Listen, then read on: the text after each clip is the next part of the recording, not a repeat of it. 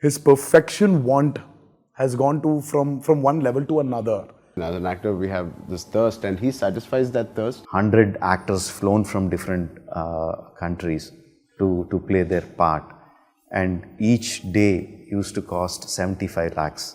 He's a headmaster who does his own, who does our homework. So it's pretty easy to fit in. Talia said, no, I can't do it like that. She learned all her languages beforehand, and she was delivering all her lines in Telugu itself. Hello and welcome to the Quint. SSR, Rajamouli sir, Tarak sir, Ram Charan sir. Thank you so much. Rajamouli sir, I'm curious about your equation with your father, Vijayendra Prasad. How does the writing and the story screenplay come around? Because most of your films, the story is by your father, and then you write the screenplay. So, do you discuss the story beforehand and then work on it?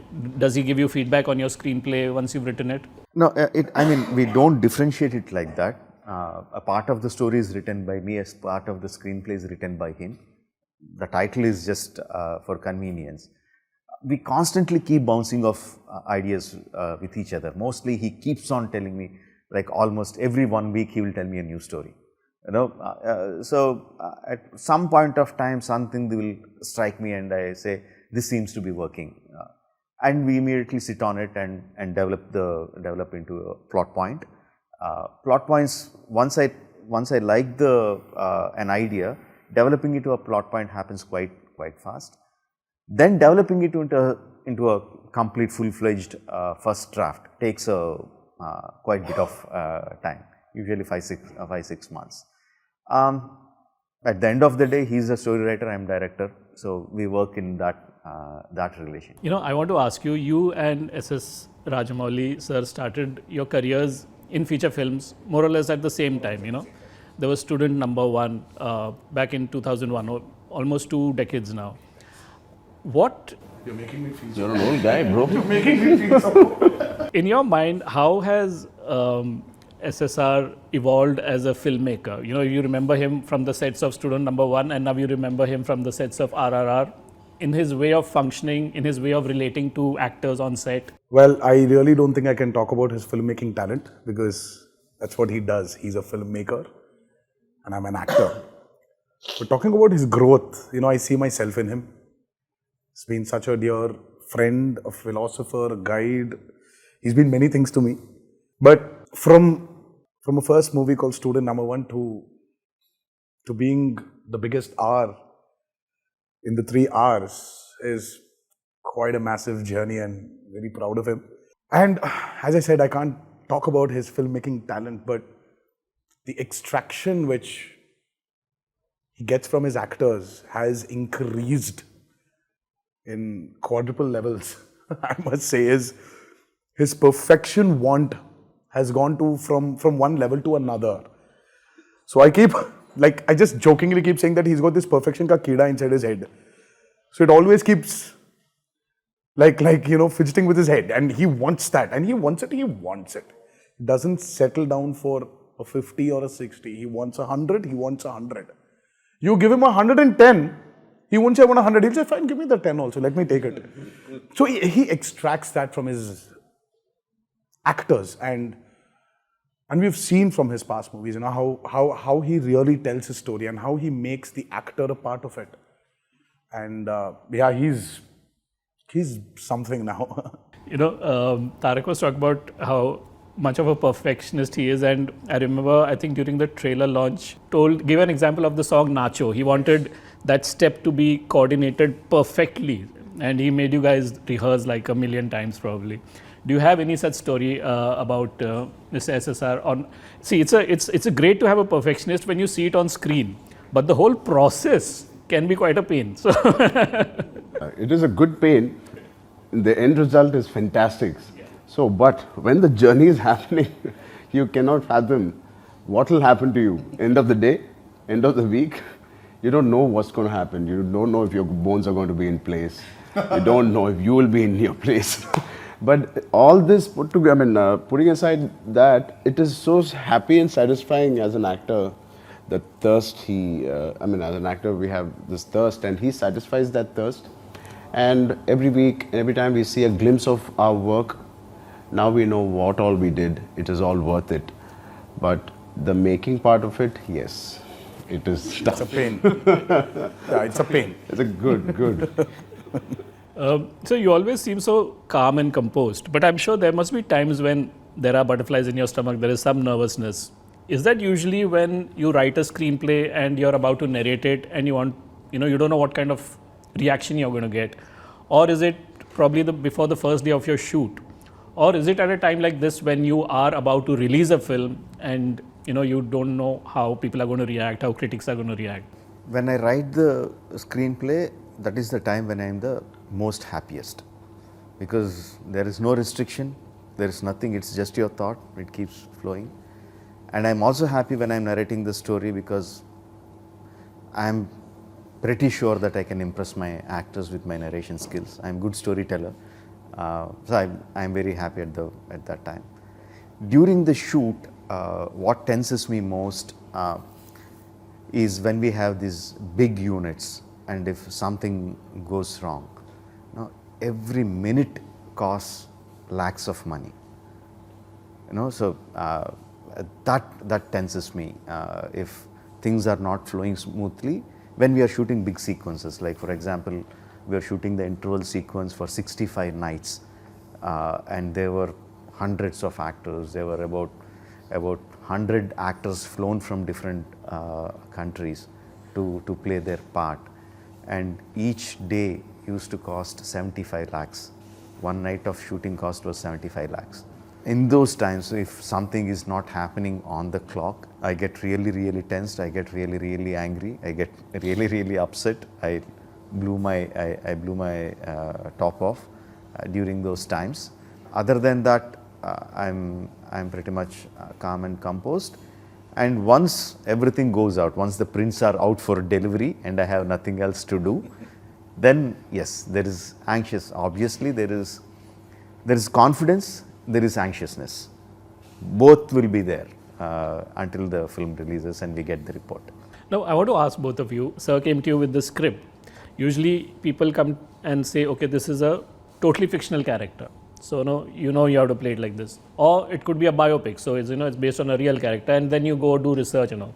So, here's a film where there is, real characters. But the story takes place in a fictional plane. So, Komaram Bhim and Alluri Sitaram Raju, how did you do homework and see how these people were, go into a bit of history, find any available photographs of any records of what they did, and then approach the story? See, as I said, I think I said it in a different way. I said, there are certain characters which have become a part of your life, because you grew on them. You grew up listening to them, hearing about them. When it's fictional, we really didn't go into the depths of what happened, what they did as true independence heroes.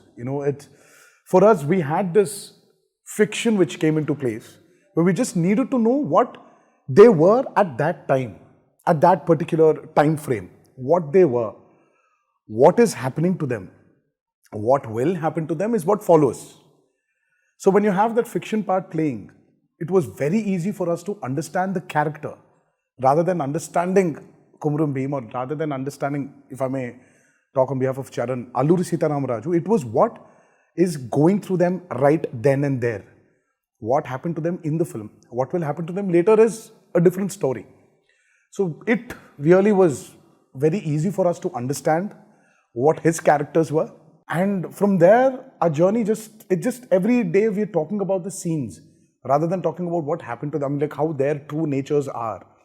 We were talking about how our character is going to be. So that way it really helped us, he constantly we had workshops where he sat us down, said, this is what my scene is going to be like. This is how the character is. This is how I want him to behave. This is how I want him to cry. And this, it's just what his emotions are. We spoke on that, and then we had these extensive workshops where we discussed, where he was talking and we were just listening and we were writing down a few notes if we needed to.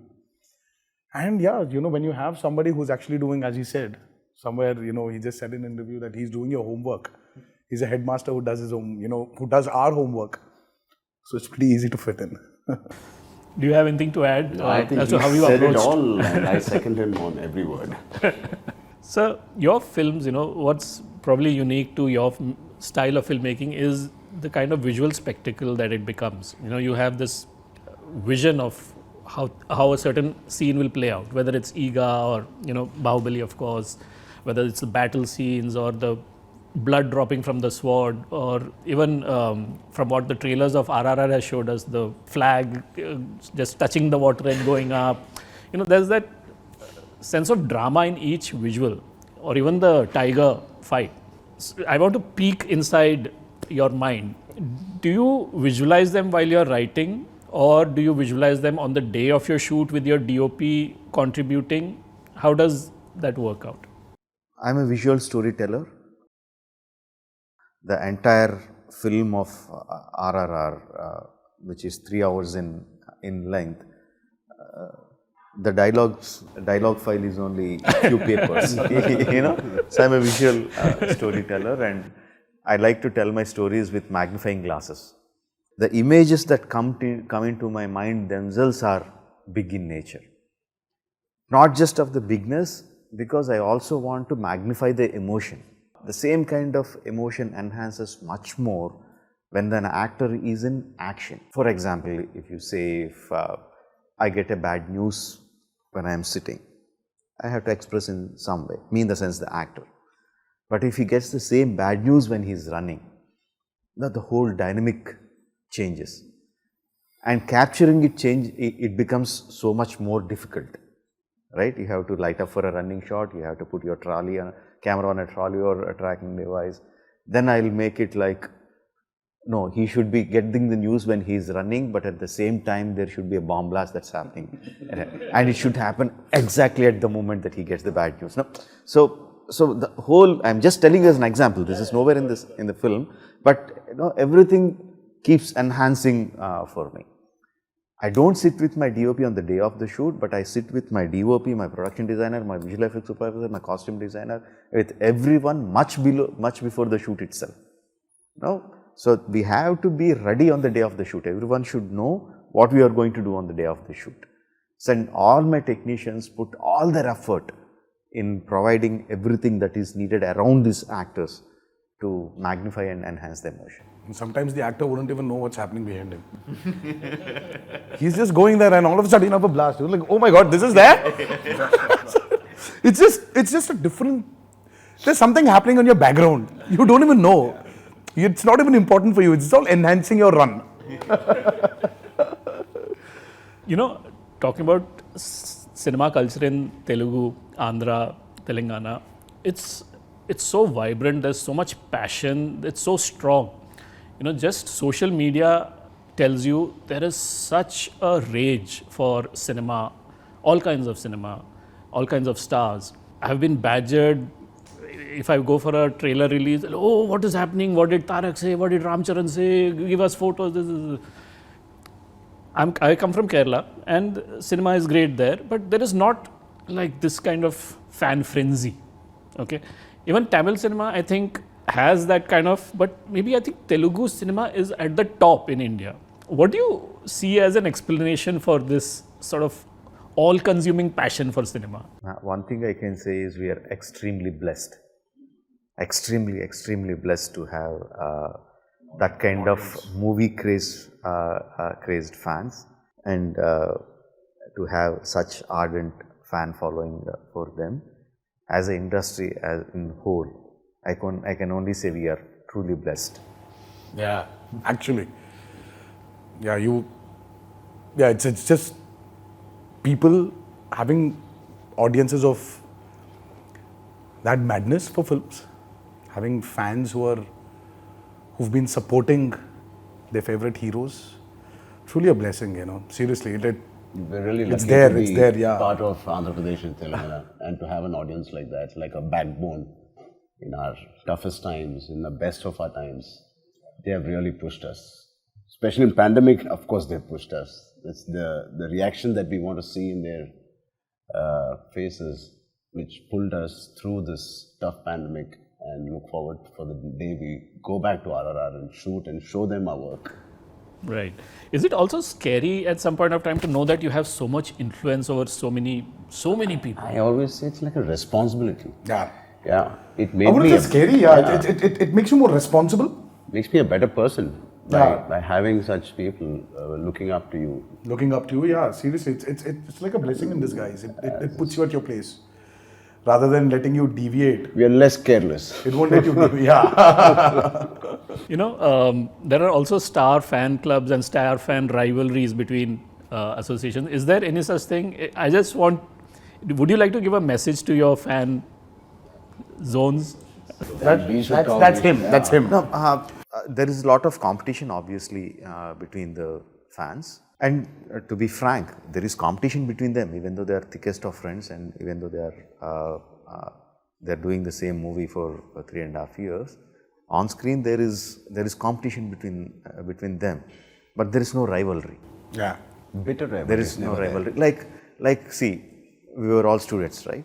In the class, there is competition to come first in the class. There is competition to be first in the race. There is competition to win a game or quiz competition or something. But at the end of the day, we were all friends, right? That it never affected the friendship. No, it is the same with them. The competition is there, but it never affected their friendship. Not only in RRR, even before that. So whatever happens between them, I truly believe transfers to their fans also. There will be competition. I should tell you a funny incident. So we put up their poster, both of them running towards camera, Tarak and Charan, saying that December 4th is the trailer release. We released it in the theaters, not on the social media. And they came to that like in hordes and like a film release they came. That's a basic theatre poster. It's a theatre poster. The poster in one of the theatres, it was put up at 7 p.m. in the evening. By 7:30, there is one garland for Charan, right? By 8 o'clock, there were 2 garlands for Tarak. Within 2-3 hours, there were 10 garlands on each other. By midnight, 12 o'clock, their faces are not seen, only garlands. That is the kind of competition they have. You can't take it away from them. No, but what really gave me goosebumps, what I really loved when the theatre trailer was released, obviously there was so much of fan frenzy and everything, and the media rushed to the theatres and they were asking like, who did it better? Who did it better? They were asking Now, who's Tarak better fans. in the trailer? Yeah, who is better in the trailer? They asked Tarak fans and said, our Anna is the best. No, our Anna, there is no one to beat our Anna. And they said, what about Charan? And they said, of course, Charan Gari is also good, but our Anna is best. The same kind of reaction came from Charan fans. No, our Anna is the best, he is the greatest. Of course, NTR Gari is also better, he's a good actor, everyone knows, but our Anna is... So that is the kind of response that I am expecting from RRR. Okay.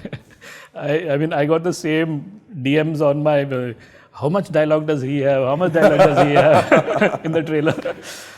See, we've been talking about this pan-Indian cinema, and it's great that, actors without any distinctions of regions are acting, in Hindi and in down south also. But of course, language becomes a little bit of a barrier. I was speaking to Alia last year in an interview, and she was at that time learning Telugu lines for RRR, and she said that she was really putting 100% into it. I want to know, did that hard work pay off? How was Alia with her Telugu? She was very good. She learned all her languages beforehand, and she was delivering all her lines in Telugu itself. But it depends from actor to actor. Like when Ajay sir said, I can't speak in other language for the love of my life. I can't express if I don't understand each syllable that I am uttering. So he said, I can do it only in Hindi. I said, it's okay, sir. I made him talk in Hindi. And I shot with him in Telugu, both Hindi and Telugu. And for the Telugu lip sync, we made some gibberish Hindi words. No, the sentence doesn't make any sense except for that it is Hindi. No? But because he already done it in Hindi, he knows the content of the sentence, of every word, and he delivered it. So it is an actor's comfort. I could have done the same with the Alia, but Alia said, no, I can't do it like that. I have to get my lines right. I have to get the line memory out of my this thing so that I can act it better. That's how she prepared. Thank you so much. We've run out of time. It's been wonderful talking to all three of you, and all the best for RRR. Thank you. Thank you very much. Thank you so much. Thank you.